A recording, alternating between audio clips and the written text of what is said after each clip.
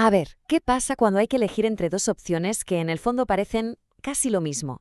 Pues esa es la encrucijada a la que se enfrentan los ciudadanos de Piura, en Perú. Hoy vamos a meternos de lleno en su complejo dilema electoral para intentar entender qué ocurre cuando el cambio y la continuidad se parecen demasiado. Imaginen la escena.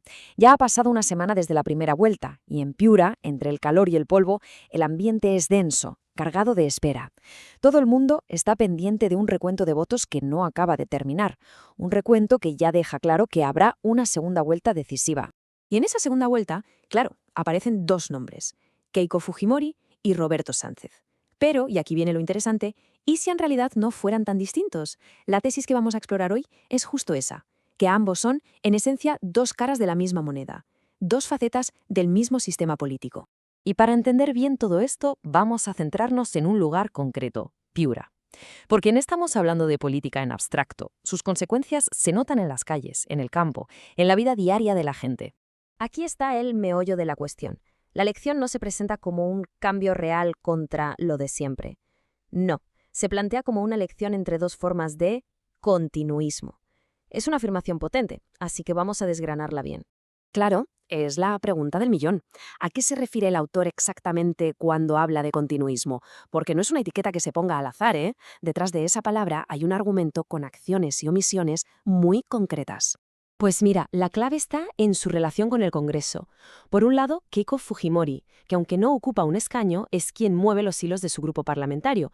Por otro, Roberto Sánchez, que sí forma parte de ese mismo Congreso y ha votado en él. El punto central es este. A ambos se les ve como parte de la estructura de poder que ha creado la situación actual. Vale, para que esta idea no se quede en el aire, el texto nos presenta 6 consecuencias directas de la actividad de ese Congreso. 6 áreas que sirven, por así decirlo, como pruebas de cómo funciona ese sistema que, según el autor, representan ambos candidatos. Vamos a verlas una por una. La primera es tela. Se habla de leyes que en la práctica le ponen la zancadilla a la lucha contra la corrupción. Cosas como acortar los plazos de investigación o debilitar herramientas clave como la colaboración eficaz. Vamos, poniéndole trabas al trabajo de la Fiscalía. En segundo lugar, el impacto medioambiental. Se señalan leyes concretas que, según este análisis, le abren la puerta a la minería ilegal y a la deforestación. Y esto, claro, afecta directamente a ecosistemas vitales para Piura como sus ríos y el bosque seco, y también a la Amazonía en general.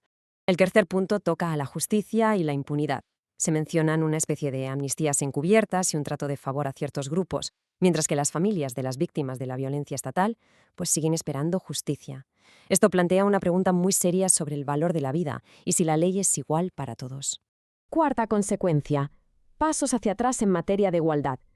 El texto denuncia que se debilita la paridad en política, que se elimina el enfoque de género en documentos oficiales y que se ataca a la educación sexual integral, que es una herramienta fundamental para prevenir la violencia. El quinto punto se centra en la participación de la gente. Se critica una ley que limita la posibilidad de convocar referéndums y otra que endurece las penas por protestar, por ejemplo, cortando carreteras.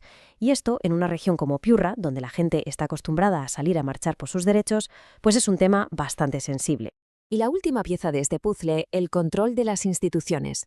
Se argumenta que organismos clave que deberían ser independientes, como la Junta Nacional de Justicia o el Tribunal Constitucional, han acabado puestos al servicio de los intereses de la mayoría del Congreso.